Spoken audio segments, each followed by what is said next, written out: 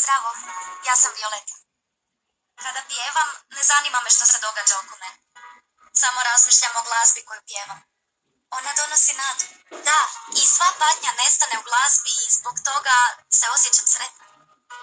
Mnogi od vas to znaju. Čak i ako niste poznati, nemate obožavate. Znate da pjevanje može biti emotivno. I da emocije mogu taknuti nekoga i to je ono što je magično. Glazba nas spaja. Čini nas jednakima i to je nevjerojatno. Za mene to je sve što je bitno. Rekla sam one stvari koje ste vidjeli, da.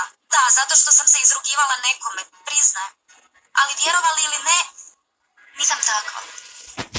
I stvarno mi je žao. I žao mi je što su u ovom realitiju biti samo tračevi, a ne sav trud koji činimo da bi se poboljšali. Ili sama glazba. Dobro, to je to. Žao mi je.